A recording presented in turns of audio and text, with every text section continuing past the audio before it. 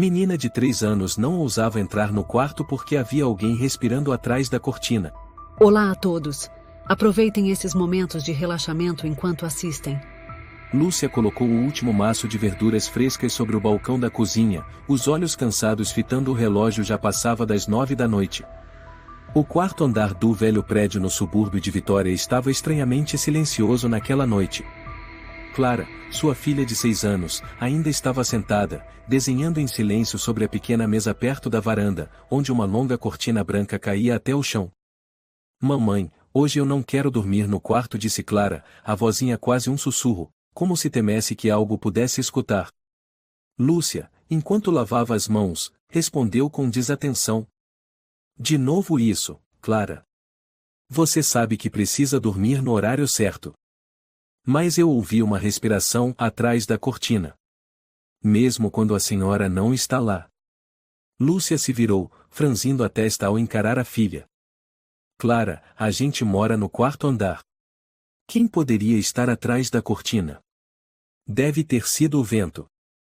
Para de imaginar coisas, meu amor. Clara baixou o olhar para o desenho. No papel, mais uma vez, estava um cômodo, uma janela com cortina branca e uma figura embaçada, parada atrás do tecido. Lúcia suspirou, enxugou as mãos e se aproximou. Escuta, mamãe, você precisa descansar. Amanhã tem aula. Sua cama está limpa, o travesseiro cheira bem, não tem com o que se preocupar. A mamãe promete. Clara balançou a cabeça devagar, os olhos fixos na cortina. A senhora não escuta, mas eu escuto. Uma respiração bem pertinho do meu rosto, assim, ó. A menina se inclinou até o rosto da mãe, soltou um sopro longo e depois sussurrou bem leve, mas muito perto. Lúcia sentiu um calafrio, mas tentou manter a calma. Ah, Clara, não tem fantasma nenhum. Você só está imaginando coisas. Mesmo assim, ao levar Clara até o quarto, Lúcia também percebeu algo estranho. A cortina balançava levemente, embora a janela estivesse totalmente fechada. Ela checou a moldura, a fechadura e até debaixo da cama tudo estava em ordem. E se eu dormir com você um pouquinho? Sugeriu Lúcia, na esperança de acalmar a filha. Clara assentiu com a cabeça, mas os olhos continuaram fixos no canto do quarto. O relógio marcou 12 horas e 43 minutos. Lúcia despertou assustada com um grito estridente rompendo a escuridão. Ah! Mãe! Mãe! O coração disparado, Lúcia pulou da cama e correu até o quarto da filha. Clara estava encolhida debaixo do cobertor, o rosto pálido, os olhos arregalados de terror. Ela apontava para a cortina. Eu vi ele. Ele estava ali. Ele estava me olhando. Lúcia correu e puxou a cortina. A luz do poste da rua invadiu o quarto com força. Não havia nada além da vidraça silenciosa. Não tem ninguém aqui, Clara. Lúcia disse alto demais, como se quisesse abafar o próprio medo. Não tem ninguém. Eu tranquei a porta, verifiquei tudo. Mas Clara só balançava a cabeça repetidamente, a voz embargada de pavor. Não, eu vi sim. Ele era alto, estava atrás da cortina. Ele não se mexia, só respirava e me olhava. Lúcia apertou a filha contra o peito, sentindo cada soluço trêmulo. Seu coração batia forte, os olhos fixos na janela.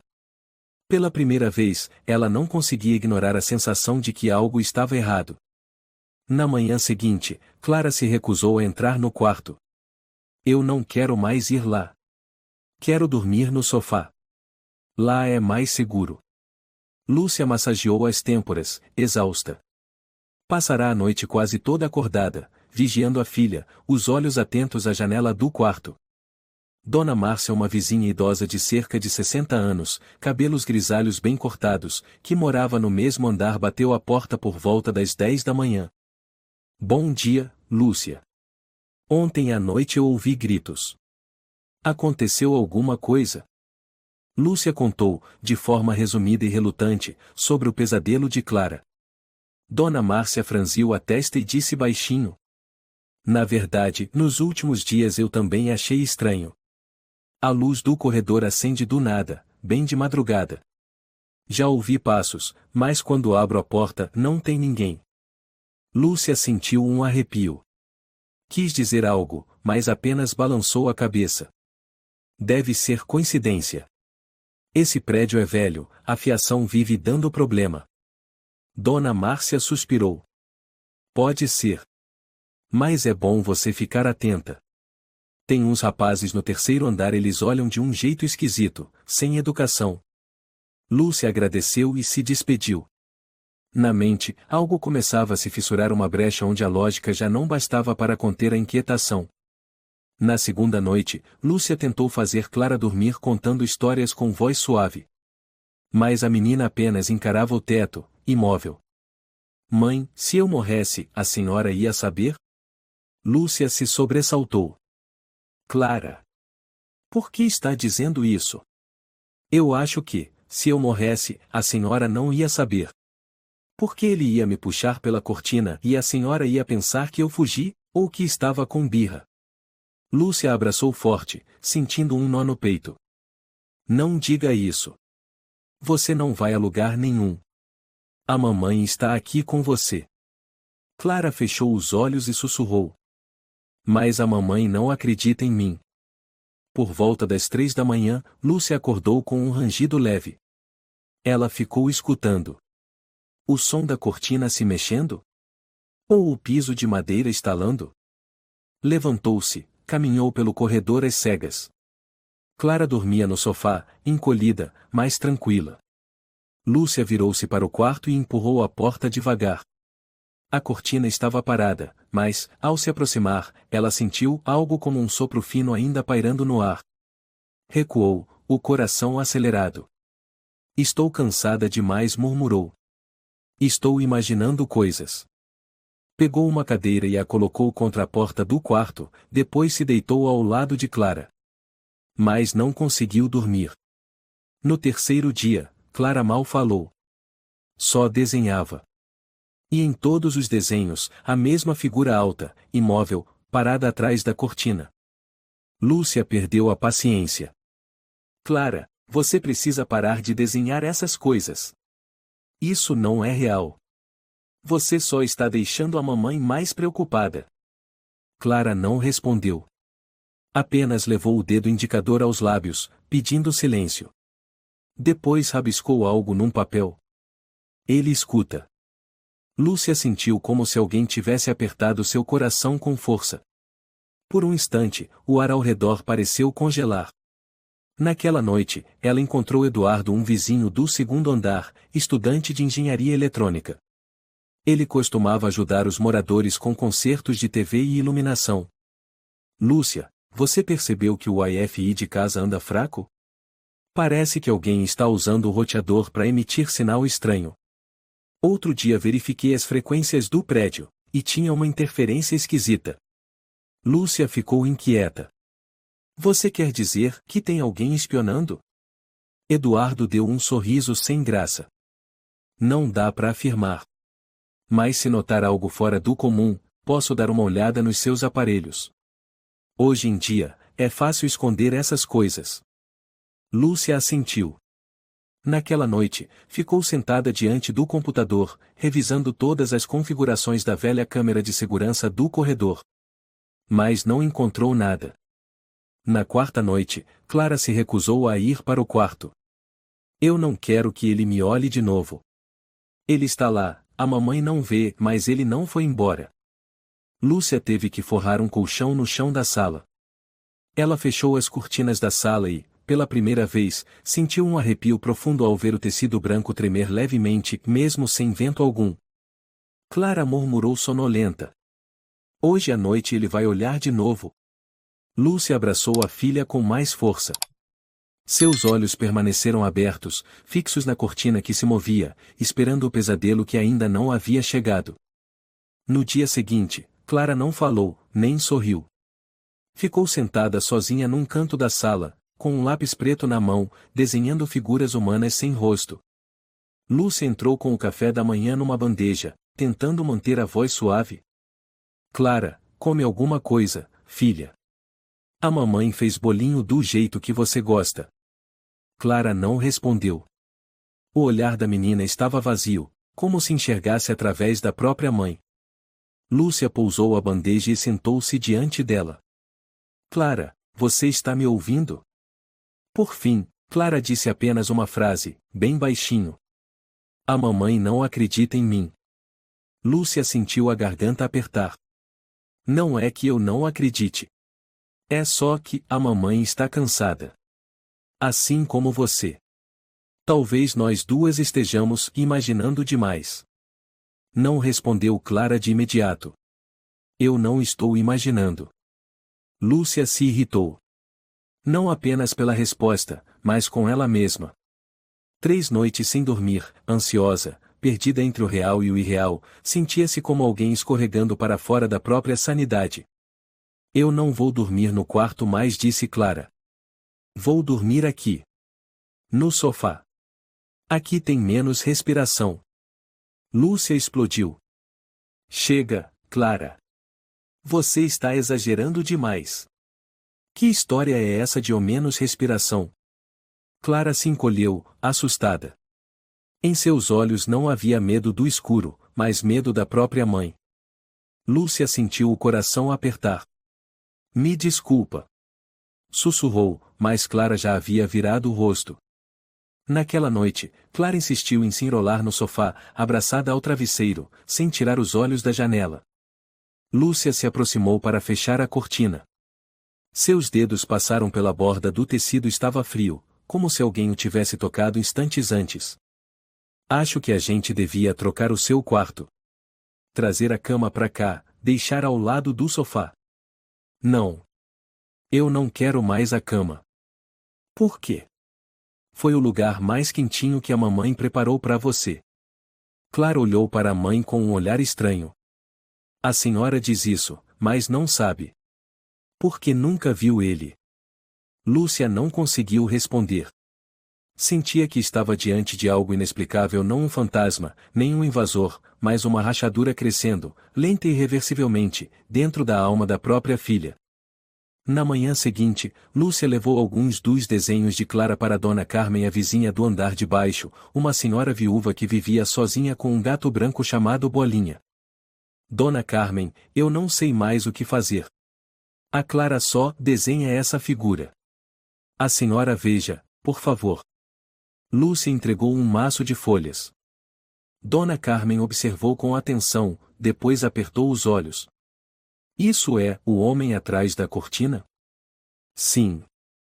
Sempre a mesma sombra.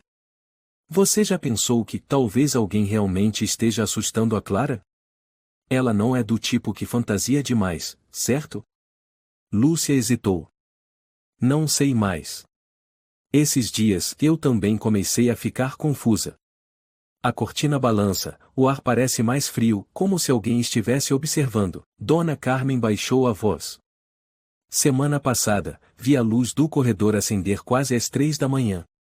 Ouvi passos. Lentos. Não como quem foge, mas como alguém caminhando devagar, devagar a ponto de arrepiar. Quando abri a porta só um pouquinho, só vi a luz piscando e um silêncio absoluto.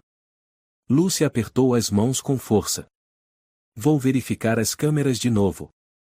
No início da tarde, Lúcia acessou o sistema das câmeras do corredor. Ela havia instalado tudo 2 anos antes, depois de um pequeno furto no prédio. Na tela, apareceram vídeos embaçados, a luz do corredor piscando, uma sombra passando rapidamente mas sem rosto visível, e nenhuma imagem clara de alguém diante da porta de seu apartamento. Lúcia acessou a câmera da escada. Ainda assim, nada. Exausta, recostou-se na cadeira, a mente em turbilhão. O celular vibrou com uma mensagem. Eduardo. Lúcia, ontem à noite teve alguém andando no corredor por volta das 3 horas. Eu também estava acordado. Acho que sua câmera não registrou direito. Quer que eu dê uma olhada melhor? Lúcia digitou rápido. Obrigada. Talvez sim. Clara ainda está apavorada. Eu não sei mais em que acreditar. Naquela tarde, a professora de Clara ligou para casa. A menina havia ficado em silêncio durante toda a aula, não interagiu com os colegas e só desenhou figuras estranhas. A professora Dona Inês, uma mulher gentil de uns 30 anos, falou ao telefone. Lúcia, eu sei que sua filha é muito inteligente. Mas nos últimos dias, Clara só repete uma coisa e ninguém acredita em mim. Mas ele existe. Acho que seria bom considerar levá-la a um psicólogo. Lúcia suspirou. Sim. Eu vou pensar. Mas a Clara não está inventando, Inês. Eu acho que ela realmente tem medo de algo. Então você tem que ser a primeira a acreditar nela. Criança não sabe mentir sobre o que sente de verdade. Lúcia desligou. As lágrimas vieram sem aviso. Quinta noite. Clara sentou-se colada à parede, abraçada ao travesseiro. Lúcia acendeu todas as luzes da sala e verificou uma por uma as portas e fechaduras. A mamãe vai ficar aqui com você a noite inteira. Ninguém vai te fazer mal, mas ele não entra pela porta, mamãe sussurrou Clara. Ele já está aqui. Lúcia parou. O quê? Ele não entra. Ele está aqui. Sempre esteve. Bem atrás da cortina. Lúcia olhou para a cortina branca. Pela primeira vez, não parecia mais um simples tecido, mas uma porta frágil separando ela de algo invisível mas que estava ali, esperando. Na manhã seguinte, Dona Carmen subiu com algumas empanadas. Bolinha, o gato branco, a seguiu, miando aos pés de Clara. Acho que a menina precisa respirar novos ares.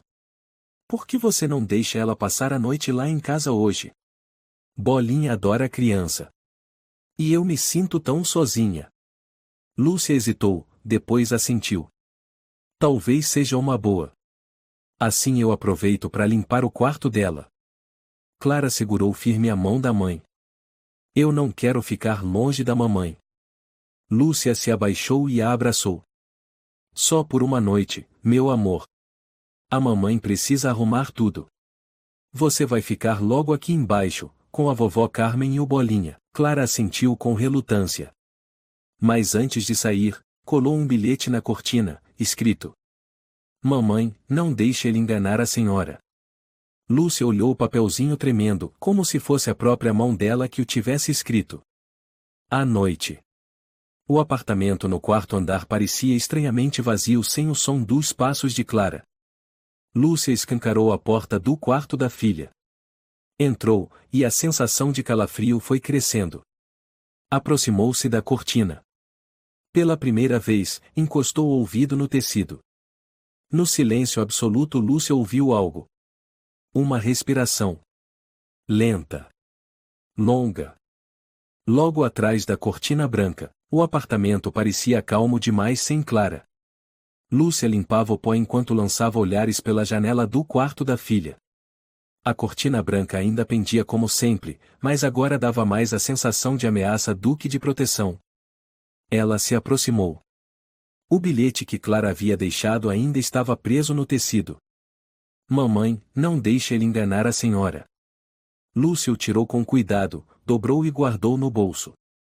Parte por emoção, parte por medo de que deixá-lo ali pudesse atrair algo que não deveria ser chamado. Decidiu puxar a velha caixa debaixo da cama para conferir. Havia muito tempo que não mexia naquilo, eram papéis da época em que Clara era recém-nascida, contas antigas, alguns brinquedos quebrados. Enquanto revirava tudo, algo caiu, um maço de folhas grampeadas. Lúcia o abriu. Eram impressões de imagens da câmera do corredor, aquelas que ela havia pedido à empresa para enviar mensalmente. Uma foto a fez parar. Um cômodo escuro, iluminação fraca, a cortina levemente fora do lugar. Mais claramente, na imagem, havia a silhueta de um homem atrás do tecido. Muito borrada, mas impossível de confundir. Lúcia sentiu o couro cabeludo formigar. Levantou-se de súbito, pegou o celular e ligou para a empresa de segurança que havia instalado as câmeras em Vigilância Segura Ltda. Alô, aqui é a Lúcia Muniz. Eu usei o serviço de vocês, câmeras no corredor e no quarto, instaladas há mais de um ano. Quero saber sobre o técnico que veio fazer a instalação. O nome dele era Raul, mas o sobrenome eu não lembro. A atendente pesquisou por um momento. Sua voz ficou mais baixa. Sim, senhora Muniz. O técnico se chamava Raul Martins. Mas ele foi desligado da empresa há cerca de 6 meses. Por quê? Lúcia perguntou, a voz tensa como um fio esticado. Não podemos fornecer detalhes, mas foi por condutas inadequadas envolvendo instalação de dispositivos de vigilância. Aconselhamos revisar todo o sistema. Lúcia apertou o telefone com força, sentindo como se uma mão invisível estivesse apertando seu coração. À noite, Clara ainda estava na casa de Dona Carmen. Bolinha o gato branco se enroscava na menina como um pequeno guarda-costas. Dona Carmen sentou-se com Clara no sofá, as luzes todas acesas. Está se sentindo melhor aqui, Clara? Clara assentiu levemente. Aqui não tem passos de madrugada. E no seu apartamento? Perguntou Carmen com suavidade. Clara desviou o olhar, murmurando. Ele não gosta de luz, então só fica atrás da cortina quando a lâmpada está apagada. Dona Carmen engoliu em seco. Quem é ele? Clara baixou a cabeça e começou a rabiscar com lápis. Uma figura parada, sem rosto, encostada à beira da cortina. Lúcia não conseguia dormir. Ligou novamente o computador, examinando cada trecho dos vídeos do corredor. Desta vez, ampliou as imagens, avançando e retrocedendo para encontrar qualquer movimento estranho. Um trecho a fez congelar. Câmera do dia 17 do mês passado, cerca de 2h14 da madrugada. Uma sombra passou ao fundo do corredor. O passo era leve, quase um deslizar, mas com forma claramente masculina. Lúcia salvou o trecho imediatamente, marcando-o. Na manhã seguinte, ela bateu à porta de Dona Carmen. Dona Carmen, vim buscar a Clara. Acabei de descobrir uma coisa muito importante. Dona Carmen abriu a porta. A menina dormiu a noite toda. Mas aconteceu algo estranho. Lúcia franziu a testa. Estranho como? Por volta das 3 da manhã, Bolinha ficou rosnando, com os pelos eriçados. Olhava fixamente para a parede perto da janela. Nunca o via assim. Clara saiu do quarto, o olhar mais desperto que nos outros dias. Eu não vi ele. Mas eu ouvi. Os passos. No teto. Leves, como se estivesse procurando um jeito de descer. Lúcia apertou a filha contra o peito. Inspirou fundo. Ela sabia e precisava verificar todo o apartamento. Naquela tarde, chamou Eduardo, o estudante de engenharia do 2º andar. Eduardo, você pode verificar as câmeras e a rede elétrica aqui de casa? Estou com a sensação de que tem algo ou alguém observando a mim e a Clara. Eduardo veio na hora. Trazia um notebook e o olhar atento. Me mostra a fonte da câmera que você instalou primeiro. Lúcia o levou até o canto do cômodo, onde ficava a caixa de conexões atrás da estante. Eduardo abriu a tampa e franziu o senho. Tem um circuito extra aqui. Isso não foi instalado pela empresa. Alguém acrescentou um transmissor próprio. Lúcia arfou. Foi o Raul. Ele colocou algo fora do contrato. Me empresta um pendrive ou HD externo. Quero extrair os dados e analisar os sinais. No fim da tarde, Eduardo voltou. O rosto sério. Lúcia, isso é mais grave do que parece. Lúcia abriu a porta, trêmula de exaustão e medo. O que foi? Nos dados da câmera, há sinais de manipulação. Mas consegui recuperar um trecho. Noite do dia 12 do mês passado, havia um homem atrás da cortina do quarto da Clara, enquanto ela dormia. Lúcia quase deixou o copo cair da mão. Dá para ver o rosto dele? Não. A iluminação é fraca. Mas a silhueta alta, de casaco preto. Ficou parado ali por quase 10 minutos. Imóvel. Como uma estátua. Mas quando Clara se mexeu, ele recuou um pouco, como se não quisesse ser visto. Lúcia mal conseguia respirar. Meu Deus! Eduardo assentiu. Acho que ele não só instalou equipamento escondido como também já esteve dentro do apartamento. Lúcia mordeu os lábios até sangrar.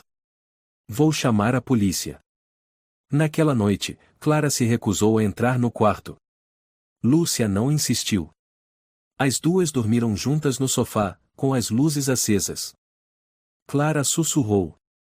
Mamãe, se ele voltar, não olha nos olhos dele. Por quê, filha? Porque se olhar, ele vai saber que a senhora viu e a senhora não vai escapar. Lúcia não respondeu. Apenas segurou firme a mão da filha. No coração, um único pensamento pulsava: vou arrancá-lo da escuridão. Nem que tenha que perder tudo. Lúcia permaneceu sentada na sala iluminada, mais fria. Clara dormia, encolhida como um gatinho. A cortina continuava amarrada de lado, a janela ligeiramente aberta para deixar o ar circular, mas isso não tornava a atmosfera mais leve. Pelo contrário, fazia Lúcia sentir que estava expondo o apartamento a alguém ou a alguma coisa. O telefone tocou. Era Eduardo. Lúcia, achei mais um detalhe no vídeo da noite do dia 12. Não dá para ver o rosto, mas dá para reconhecer pela postura. Tem uma coisa estranha. O quê? Lúcia apertou o telefone. A silhueta está muito ereta, com os ombros anormalmente altos.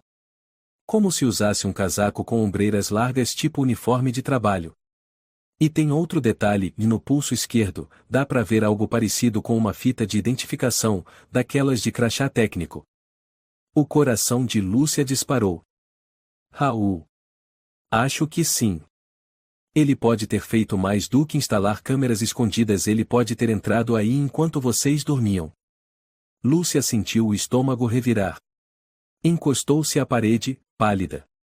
Eduardo, se ele já esteve aqui dentro, então ele pode saber tudo?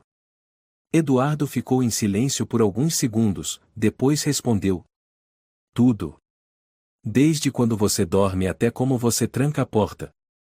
Se o dispositivo tiver microfone, ele ouviu todas as suas conversas com Clara. Lúcia tirou o telefone do ouvido e o jogou no sofá como se tivesse pegado fogo. À tarde, Clara mexia na caixa de objetos antigos que Lúcia ainda não tinha terminado de organizar. A menina puxou uma caixa plástica com tampa vermelha e revirou tudo dentro dela. Mamãe! O que é isso aqui? Lúcia se virou. No meio de contas e papéis, Clara segurava uma foto impressa no tamanho A4, já amarelada. Lúcia a arrancou das mãos da filha e olhou com atenção. Era uma imagem impressa de uma das câmeras, nada de especial à primeira vista. Mas ao olhar por mais tempo, e ela viu claramente a silhueta de um homem, embaçada, parado atrás da cortina. A forma era indefinida, como um fantasma, mas tão real que faltava ar. Lúcia deu um passo para trás, os olhos arregalados. Essa foto não pode ser. Clara olhou para a mãe. É ele. A senhora viu agora? Lúcia se deixou cair no chão, sentada, as mãos cobrindo a cabeça. Lembrou de todas as vezes que Clara avisou e ela ignorou como se fossem devaneios de criança. Ela ligou imediatamente de novo para a Vigilância Segura LTDA, pedindo falar com o responsável técnico anterior.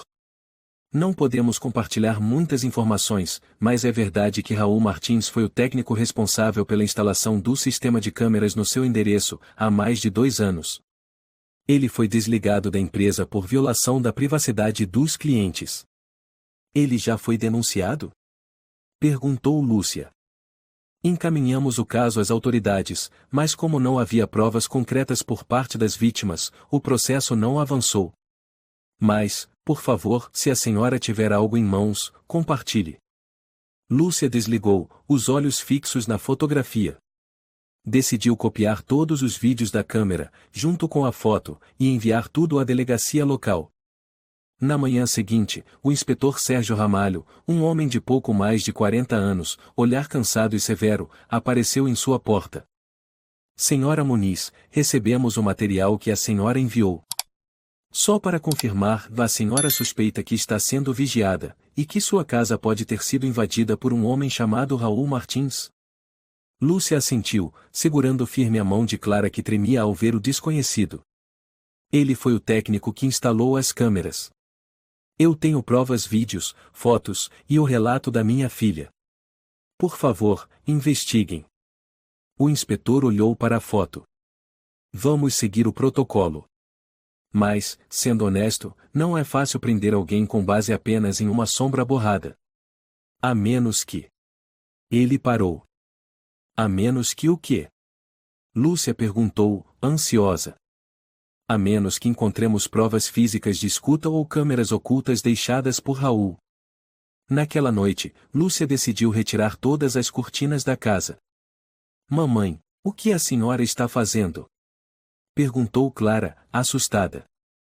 A gente não vai mais deixar ele se esconder. Não há mais espaço para a escuridão aqui em casa. Lúcia foi desmontando cada trilho, cada prego, cada suporte de parede. Quando retirou a cortina grande do quarto de Clara, encontrou um pequeno furo, do tamanho da ponta de um lápis, perfurado por fora da moldura da janela exatamente na altura dos olhos de um adulto. Com as mãos trêmulas, enfiou o dedo no buraco. Havia algo duro, fino, lá dentro. Pegou uma pinça, puxou com cuidado, era uma microcâmera. Lúcia engoliu em seco, a boca completamente seca. Mamãe. Clara apareceu na porta. Eu falei que ele olhava para mim. Lúcia abraçou a filha. Mas seus olhos já não tinham mais lágrimas. No dia seguinte, a polícia voltou para recolher o equipamento. Sérgio voltou com um colega, usando luvas para inspecionar a parede. Isso é uma microcâmera. Pode transmitir ao vivo ou gravar em cartão de memória. Instalado nesse ponto, e demonstra que o autor sabia exatamente o que estava fazendo. Há quanto tempo ele estava assistindo? Lúcia perguntou. Difícil saber com precisão.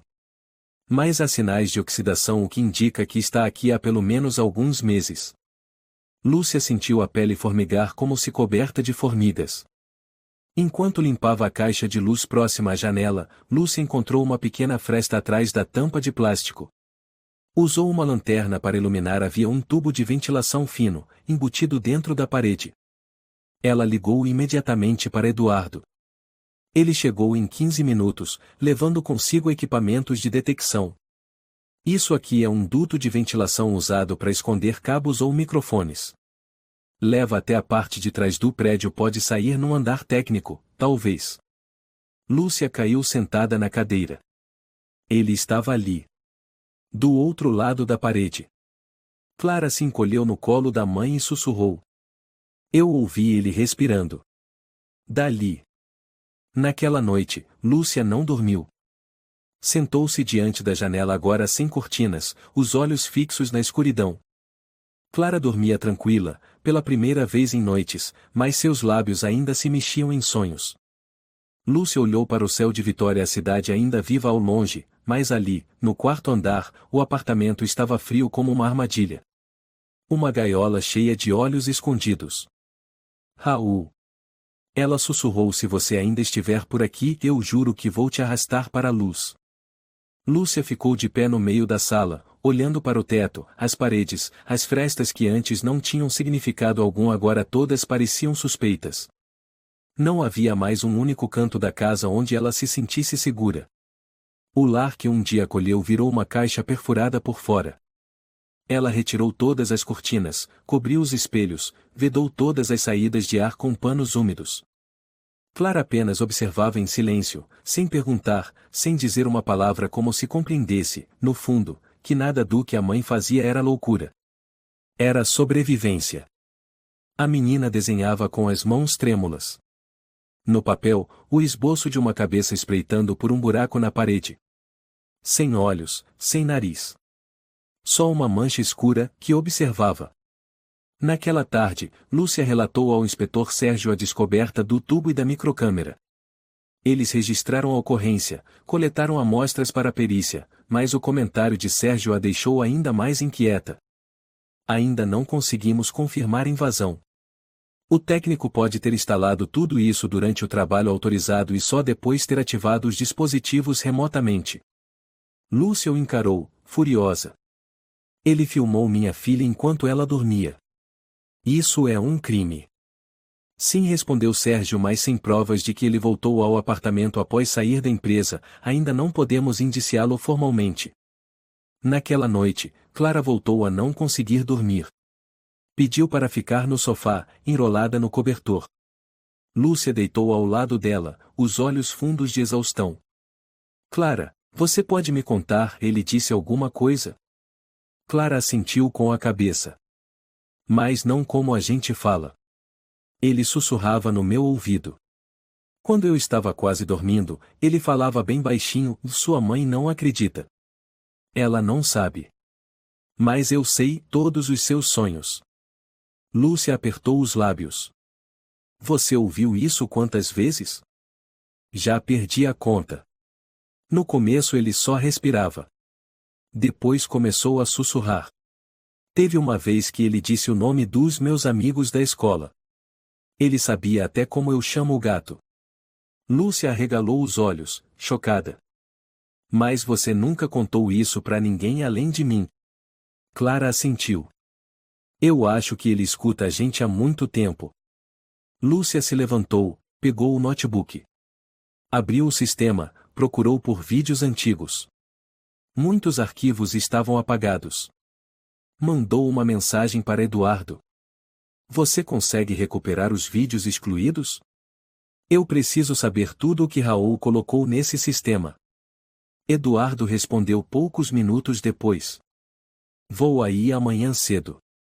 Tenho um software específico para recuperar dados em cartões e sistemas antigos. Só não mexe no HD até eu chegar. Lúcia assentiu sozinha. Naquela noite, ela desligou todas as tomadas da casa, colou papel sobre as lentes de todos os aparelhos com câmera, TV, tablet, celular. Clara ajudou a mãe sem fazer perguntas. Quando Lúcia colou a última fita, Clara sussurrou: a gente devia falar baixinho também, mamãe. Ele pode ouvir minha voz pelo microfone. Na manhã seguinte, Eduardo chegou. Trazia um notebook e um conjunto de ferramentas pequenas, como as de consertar relógio. Vou começar pelo disco principal das câmeras. Pode ser que ele tenha instalado um software de monitoramento remoto. Lúcia o levou até a sala, onde todos os dispositivos agora estavam cobertos por fita adesiva. Eduardo abriu o HD, conectou os cabos. Pouco depois, ele parou. Lúcia. Ela se virou. O que você encontrou? Eduardo não respondeu. Apenas virou a tela do notebook para ela. Na tela, uma série de pequenos vídeos mostrava Clara dormindo.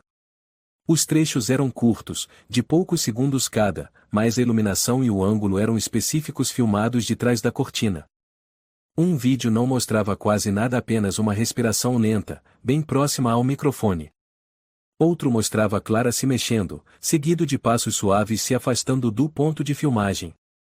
Outro ainda tinha uma risada masculina, muito baixa, como se estivesse tentando não ser ouvido. Lúcia sentiu o sangue gelar nas veias. Tomou o computador das mãos de Eduardo e ligou imediatamente para a polícia. O inspetor Sérgio voltou naquela tarde. Ao ver os vídeos, permaneceu em silêncio por quase 1 minuto. Precisamos levar todos os equipamentos para análise. E, talvez consigamos um mandado de prisão para Raul, se localizarmos seu paradeiro. Lúcia, sem tirar os olhos da tela onde Clara parecia dormindo, perguntou.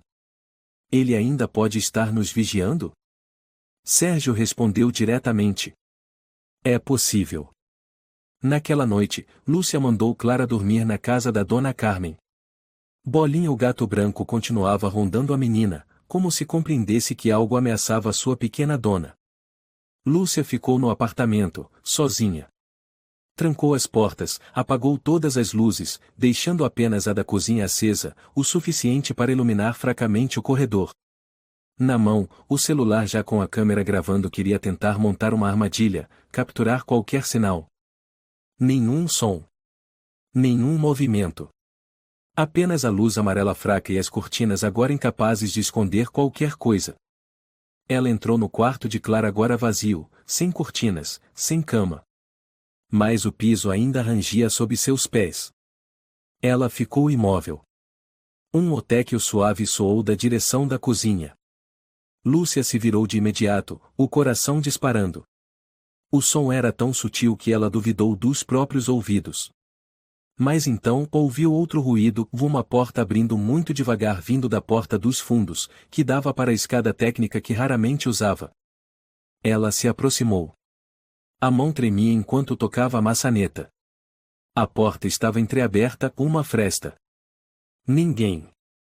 Nenhum som. Lúcia recuou, fechou a porta, trancou. Mas ao se virar havia um pendrive no meio da sala. Ela se ajoelhou, pegou. Sem rótulo, sem capa. Apenas um dispositivo preto fosco gelado como gelo. Com as mãos trêmulas, conectou no laptop. Na tela, apareceu uma única pasta, e noitinha. Ela abriu. Mais de 50 vídeos, a maioria com Clara e dormindo, desenhando, sussurrando. Alguns com anotações. Sala 3h12. Quarto sussurros. Banheiro chorando. Lúcia tremia tanto que mal conseguia clicar. Cada vídeo era uma prova do terror que havia se infiltrado dentro de sua casa, noite após noite, em silêncio. Ela estendeu a mão para o celular. A tela piscou. Desligado. Toda a eletricidade do apartamento se apagou. Ela ficou paralisada. Atrás de si, uma lufada fria soprou em sua nuca. Lúcia girou o corpo num impulso. Ninguém. Nenhum som. Mas mais uma vez a porta dos fundos estava entreaberta. E ela tinha certeza de que a havia trancado. Ela recuou, devagar, até a sala, puxou uma cadeira e a encostou na porta, encostando-se à parede. Tentou ligar o celular. Nada. Tudo mergulhado na escuridão. Ela respirava com dificuldade, o coração batendo como um tambor. Um estalo seco soou como alguém estalando os dedos, bem atrás de sua cabeça. Lúcia desmaiou. Lúcia acordou sobre o chão gelado, a cabeça latejando, a fraca luz de emergência do corredor projetando sombras pálidas. Não sabia quanto tempo havia ficado inconsciente. O silêncio era tão absoluto que parecia gritar. A luz elétrica ainda não voltará. Tudo estava mergulhado em um cinza estranho, onde o silêncio era o maior dos ruídos. Ela olhou ao redor. O pendrive ainda estava sobre a mesa. Nada parecia fora do lugar. Mas a porta dos fundos agora estava fechada. Lúcia se forçou a levantar, as pernas tremendo. Na mente, um pensamento único: Raul esteve dentro do apartamento. Ela tentou ligar para o inspetor Sérgio, o sinal oscilava. No fim, conseguiu enviar apenas uma mensagem. Ele voltou. Deixou um pendrive. Porta aberta. Sem luz. Preciso de ajuda agora. Sem esperar resposta, vestiu-se às pressas, pegou o HD e o pendrive, enfiando tudo na bolsa. Trancou a porta e desceu correndo até a casa de Dona Carmen, onde Clara dormia. Dona Carmen abriu a porta, horrorizada. Lúcia. O que houve? Você está branca. Ele entrou. Tenho certeza. A porta dos fundos estava aberta. Eu desmaiei. Alguém mexeu em tudo. Dona Carmen, trêmula, trouxe Clara. Clara olhou para a mãe e sussurrou. Eu vi. Ontem à noite eu vi ele atrás da mamãe. Quando a mamãe parou de se mexer. Lúcia ajoelhou-se e abraçou a filha. Me perdoa, filha. Eu deixei ele chegar perto de você por tempo demais. No dia seguinte, a polícia foi ao apartamento. Havia sinais sutis de arrombamento, nenhuma fechadura danificada, nenhum sinal de força bruta. Mas Sérgio confirmou. Encontramos uma pegada pequena, quase invisível, no chão do corredor próximo à escada dos fundos. Parece que ele usava tênis de solado macio, para não fazer barulho. Lúcia entregou o pendrive. Aqui estão os vídeos. Ele filmou minha filha. Tem respiração, risos, passos. Sérgio recebeu o dispositivo e assentiu. Vamos reforçar a vigilância na área. Mas o mais importante agora é encontrar esse homem. Já verificaram o histórico do Raul? Perguntou Lúcia. Estamos em contato com o setor de segurança de técnicos. Raul Martins foi demitido após várias denúncias por manipulação de sistemas. Mas ele desapareceu há quase um ano. Sem telefone, sem endereço fixo. Como se soubesse que seria caçado. Lúcia estremeceu. Por que ele planejou isso? Ele escolheu a minha família de propósito. Clara foi levada para passar uns dias na casa de Marina, irmã de Lúcia, a 3 quadras dali. Marina era professora de música, morava sozinha num apartamento no 3º andar, cheio de luz e som de piano. Fica tranquila, mana. Vou cuidar da Clara. Ela precisa mais de paz do que de olhares desconfiados. Lúcia colocou a mão no ombro da irmã. Se ele aparecer, liga direto para a polícia. Não tente enfrentá-lo sozinha. Você acha que ele teria coragem?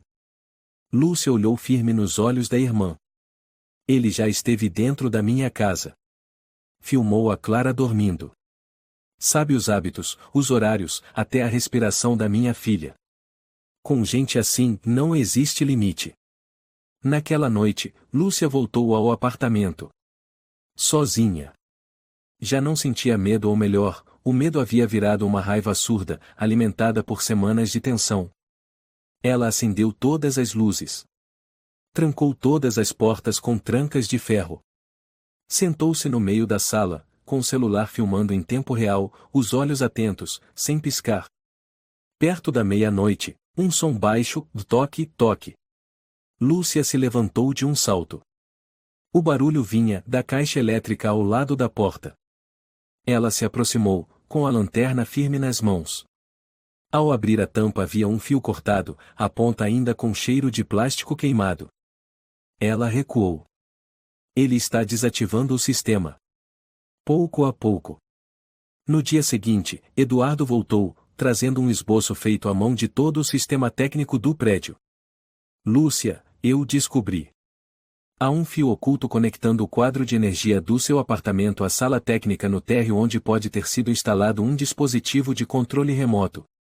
Mas normalmente os moradores não têm chave para esse lugar. Lúcia estreitou os olhos. E quem tem a chave? Apenas os técnicos de manutenção, a administração do prédio ou alguém que entrou escondido e fez uma cópia. Eduardo a encarou. Raul já instalou câmeras aqui. Ele sabia abrir qualquer porta. Lúcia assentiu. Então onde ele está? Você acha que ele ainda está por aqui? Eduardo ficou em silêncio. Depois de alguns segundos, respondeu com voz contida. Ontem, vi um homem estranho parado no estacionamento dos fundos. Alto, de casaco escuro. Quando me aproximei, ele se virou rápido demais. Lúcia sentiu o corpo congelar. Você viu o rosto dele? Não. Mas o olhar era gelado. Como se eu nem existisse. Clara passou uma noite na casa de Marina. Na manhã seguinte, Lúcia recebeu uma ligação. Mana, encontrei um papel enfiado por baixo da porta hoje cedo. Ninguém viu quem deixou. Lúcia foi imediatamente. Sobre a mesa, havia uma folha 4 escrita à mão com caneta preta. A menininha é adorável. Mas muito falante. Talvez esteja na hora de ensinar ela a ficar em silêncio. Lúcia ficou paralisada. Marina chamou a polícia. O inspetor Sérgio apareceu e leu o bilhete sem piscar. Isso não é impresso, é manuscrito. Ele está jogando. Não, Lúcia balançou a cabeça. Ele já passou da fase de jogo. Isso é um aviso. Naquela tarde, a polícia confirmou que Raul Martins havia morado numa cidade pequena chamada Itabira, a algumas horas de Vitória.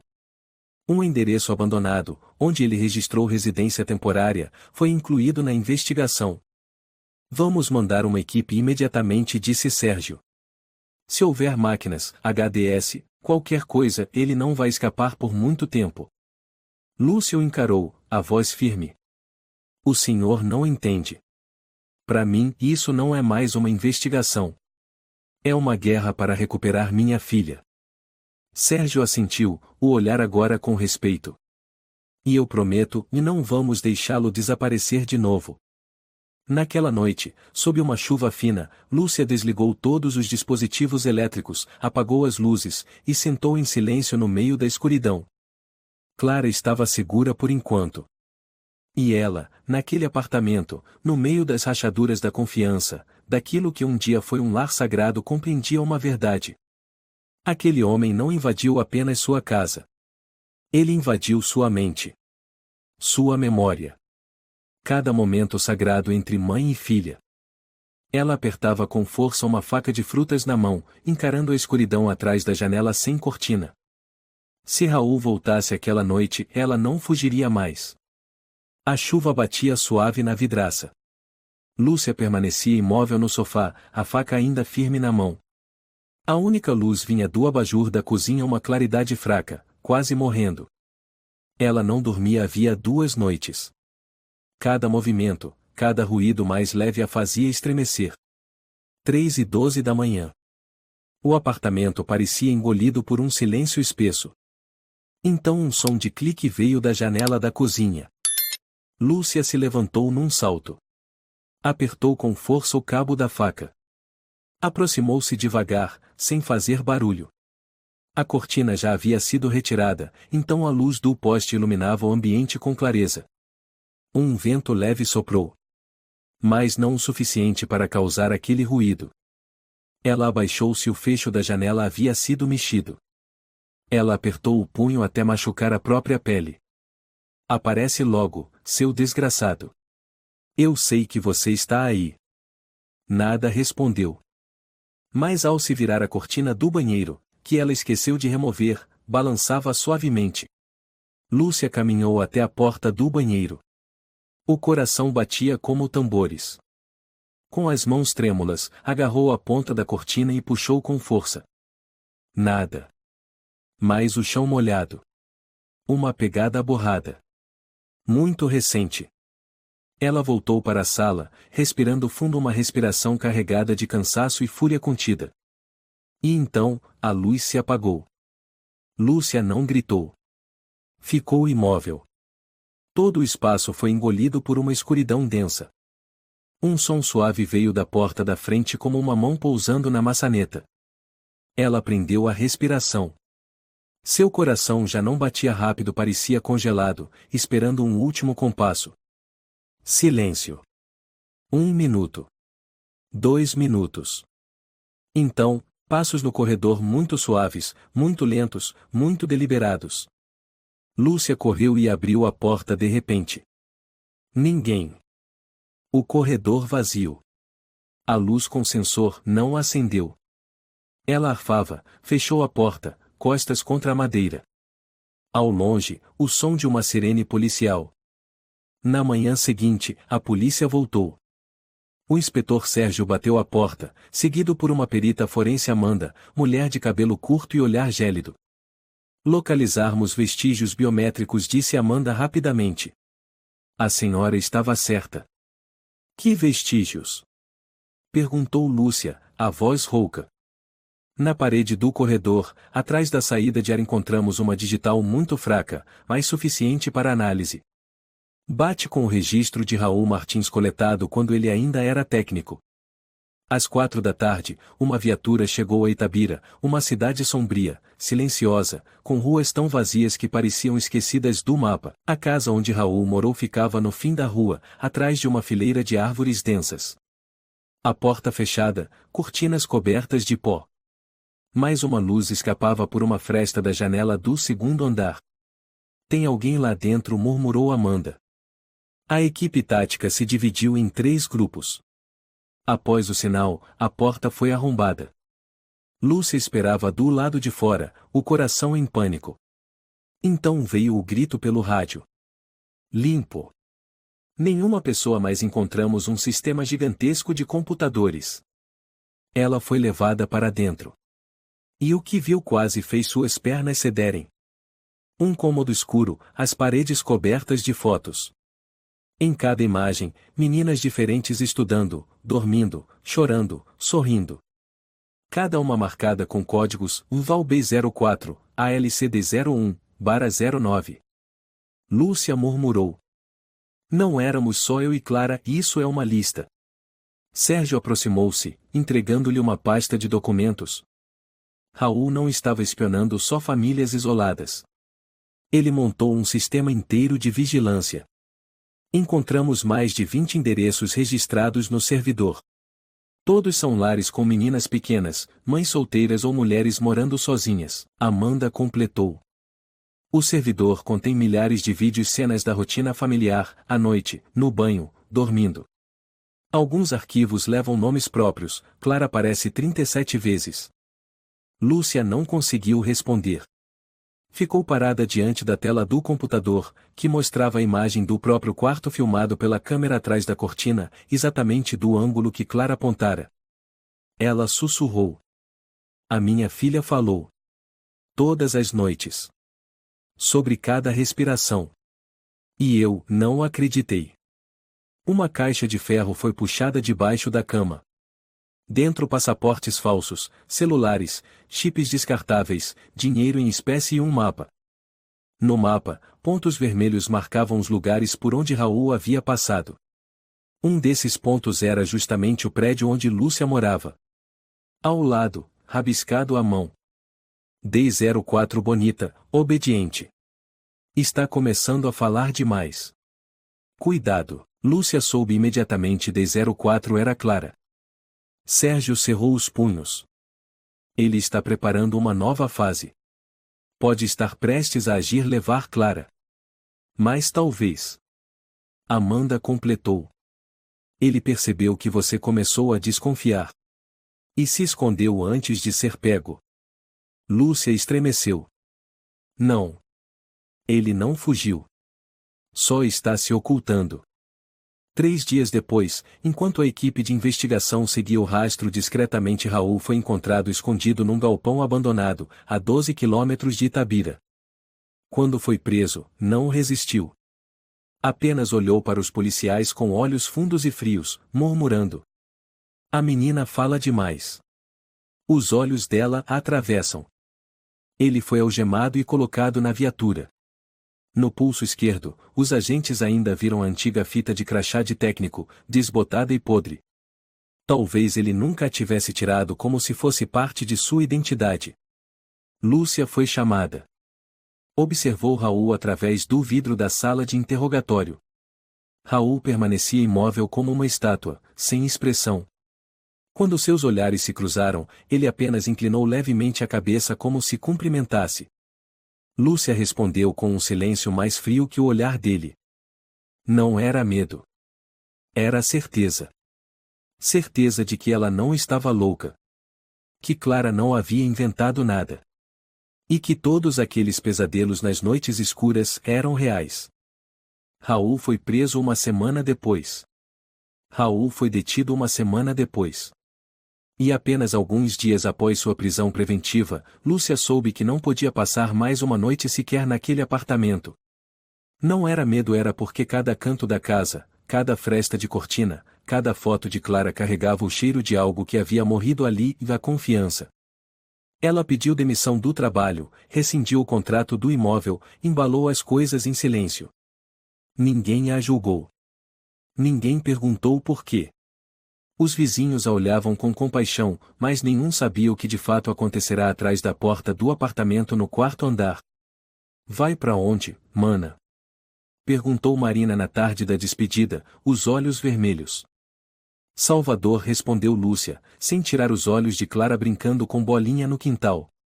Meu irmão mora lá. Perto do mar. Onde tem mais sol e menos sombras. A casinha nos arredores de Salvador surgia como um lençol recém-lavado, estendido sob o sol de abril. Lúcia ficou parada no alpendre. Clara, abraçando o velho ursinho de pelúcia, olhou para cima. A gente vai morar aqui mesmo, mamãe? Lúcia se agachou e acariciou os cabelos da filha. Vamos, sim. Aqui não tem respiração atrás das cortinas. Ninguém vai te olhar enquanto você dorme. Este é o nosso novo lar. O irmão de Lúcia, Carlos, um homem de porte largo, bem-humorado e solteiro, apareceu à porta, braços abertos. Bem-vindas. Entrem. Já preparei o almoço. Tenho o prato preferido de vocês. Clara sorriu pela primeira vez em semanas. Lúcia assentiu, emocionada. Obrigada, mano. Carlos afagou os cabelos da sobrinha. Quer dar um nome pro seu novo quarto? Aqui o menor é só seu, viu? Vai se chamar Quarto do Sol, disse Clara, os olhos brilhando. Nos primeiros dias em Salvador, Clara não desgrudava da mãe. Mesmo com o quartinho tendo janela voltada para o mar, cortina amarela e cama branca, ela ainda pedia para dormir com a mãe no colchão da sala. Mamãe, aqui com certeza não tem vento que respira, né? Lúcia assentia, apertando a filha no peito. Aqui só tem vento do mar. E o vento do mar não sabe sussurrar. Uma semana depois, pela primeira vez, Clara disse: Hoje eu quero dormir sozinha. Lúcia se surpreendeu. Tem certeza? Clara fez que sim, o rosto sério. Mamãe não precisa mais ficar acordada me vigiando. Meu quarto é claro. Se alguém estiver atrás da cortina, a luz vai mostrar na hora. Lúcia soltou uma gargalhada, um riso verdadeiro, sem esforço.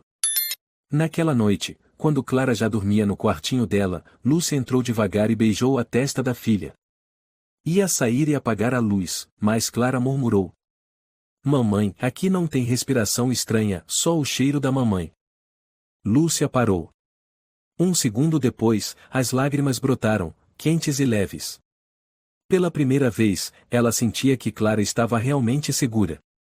No dia seguinte, Lúcia foi à praia com Carlos. Clara corria pela areia, desenhando com um galho seco. O vento trazia cheiro de sal e som de ondas como se lavasse os traumas antigos. Você está melhor, disse Carlos, enchendo os copos com água. Mas seus olhos ainda parecem de quem não dormiu a vida inteira. Lúcia sorriu com amargura. Porque por toda a vida eu nunca acreditei de verdade no mal.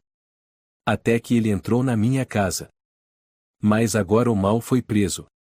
Você e Clara saíram daquele lugar. Lúcia olhava ao longe, onde Clara recolhia conchas. Não completamente. Ele deixou marcas que não somem fácil. Carlos fez uma pausa. Então talvez você possa começar de novo, contando sua história. Não guarde isso só para você. Lúcia assentiu. É isso que eu pretendo fazer. Uma semana depois, Lúcia entrou em contato com a Associação de Pais de Salvador e propôs organizar a primeira palestra sobre segurança doméstica e vigilância ilegal.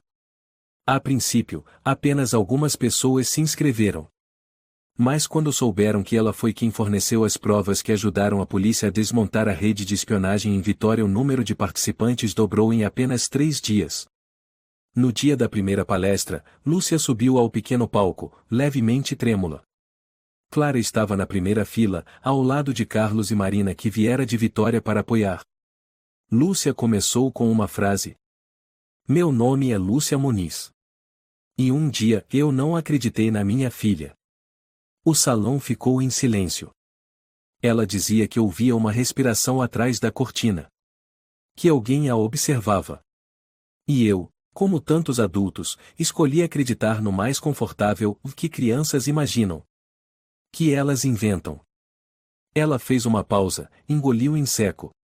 Até que eu encontrei uma microcâmera escondida atrás do quadro de luz. Até que eu ouvi os passos gravados num vídeo espião do quarto dela. E até que eu vi a sombra daquele homem atrás da cortina exatamente onde minha filha havia apontado. Uma jovem na plateia enxugava as lágrimas. Lúcia continuou. Não conto isso para assustar. Conto para lembrar, quando uma criança fala algo com medo nos olhos, acreditem nela. Porque às vezes ela é a única em casa que ainda ouve o sussurro do mal vindo da escuridão. O auditório inteiro se levantou em aplausos. Clara também bateu palmas, os olhos brilhando, um sorrisinho tímido no rosto. Naquela noite, Lúcia sentou-se no sofá com Clara, segurando o caderno de desenhos que a filha acabará de lhe dar. As páginas estavam cheias de sol, Bolinha dormindo, Carlos cozinhando, Marina tocando violão. Você não desenha mais a sombra? Lúcia perguntou. Clara balançou a cabeça. Não lembro mais do rosto dele.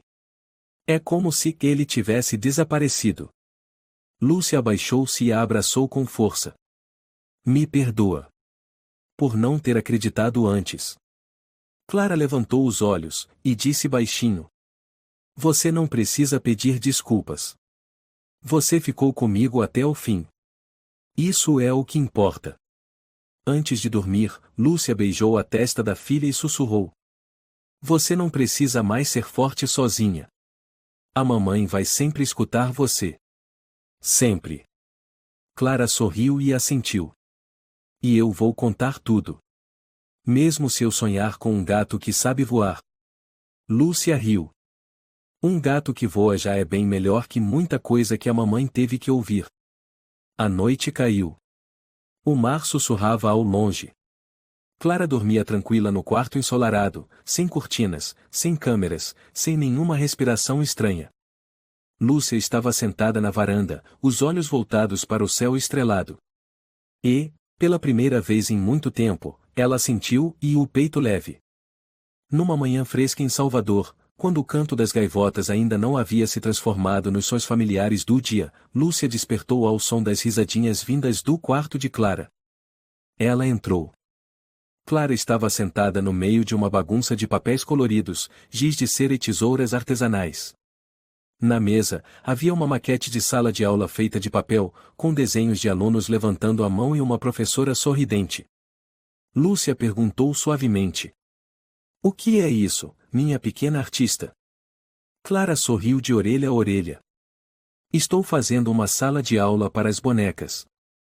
Mas desenhei a professora como a mamãe. Lúcia sentou-se, sentindo os olhos arderem. A mamãe não ensina tão bem quanto a sua professora. Não tem problema. A mamãe me abraça quando eu estou com medo. Isso também é ser uma boa professora. Naquela semana, Lúcia foi convidada para participar de um seminário organizado pela Polícia de Salvador, com o tema de Tecnologia, Proteção ou Vigilância? Ela foi apresentada como a testemunha que forneceu provas cruciais para desmantelar uma das redes de vigilância ilegal mais complexas da região sudeste do Brasil. Antes de subir ao palco, ela reencontrou o delegado Sérgio. Ele apertou sua mão com firmeza, o rosto finalmente mais sereno do que nos dias do caso. Lúcia, sinceramente, foi a sua determinação que fez a diferença. Não foi isso, respondeu Lúcia, com os olhos voltados para Clara, que brincava com o celular ali perto. Foi o olhar da Clara. Ele nunca deixou de alertar. Eu fui apenas a última pessoa a escutar minha filha. Sérgio assentiu, devagar. Eu achei que fosse só um caso de vigilância pessoal. Mas quando abrimos aquela sala com mais de 20.000 vídeos, eu soube que estava errado. No discurso, Lúcia não falou muito sobre si mesma. Ela falou sobre Clara. Sobre o medo sem nome por trás da cortina. Sobre como os adultos sempre acham que o sabem, enquanto as crianças realmente sentem. A gente não ensina uma criança a confiar nos adultos mandando ela calar a boca, disse Lúcia. A gente ensina ouvindo, confiando e caminhando junto, mesmo quando as palavras delas são absurdas. Após o seminário, um grupo de mães jovens a cercou. Não fizeram perguntas. Apenas a abraçaram. Uma mulher de cabelo curto, por volta dos 35 anos, sussurrou. Eu briguei com meu filho porque ele disse que alguém olhava pela fresta do armário. Agora vejo o quão estúpida fui. Lúcia segurou sua mão. Você não foi estúpida. Só esqueceu que o medo de uma criança é sempre real. Com ou sem motivo. Naquela noite, Carlos convidou todos para um jantar com paella feita por ele mesmo. Eu tenho um segredo, disse, todo convencido. Açafrão no minuto final. Tradição de família. Marina também veio, trazendo Bolinha, o gato branco gordinho que agora era o herói contra pesadelos ou de Clara. Durante o jantar, Clara disse. Eu quero estudar arte de verdade. Um dia, vou pintar murais nas escolas, para toda criança ter sol. Lúcia olhou para a filha, sentindo dentro do peito uma luz estranha e poderosa. Não era apenas alegria. Era a fé renascendo. Algumas semanas depois, Lúcia recebeu um e-mail do Instituto Nacional da Mulher. Gostaríamos de convidá-la para compartilhar sua experiência na campanha Proteja a Privacidade das Crianças. Sua história tocou o coração de milhares de pais. Lúcia hesitou. Mas então, foi Clara quem entrou na sala, viu a mãe diante da tela e perguntou: Alguém quer a ajuda da mamãe de novo? Lúcia assentiu. Você acha que a mamãe deveria contar essa história para mais gente? Clara sorriu. A mamãe não precisa contar. Só precisa dizer a verdade. No dia do congresso em São Paulo, Lúcia subiu num palco maior, com luzes mais fortes, e muitos mais olhos atentos. Mas ela não tremeu. Porque na primeira fila, Clara olhava firme com o mesmo olhar de quando, pela primeira vez, teve coragem de entrar naquele quarto com cortina. Lúcia contou tudo. Cada detalhe. Mas, dessa vez, ela não terminou com um alerta. Terminou com uma promessa. Eu não prometo proteger minha filha de todas as coisas ruins do mundo. Mas prometo acreditar nela, ouvir sua voz, e nunca deixá-la lutar sozinha no escuro. Raul foi condenado a 15 anos de prisão, sem direito à liberdade condicional nos 2/3 iniciais da pena.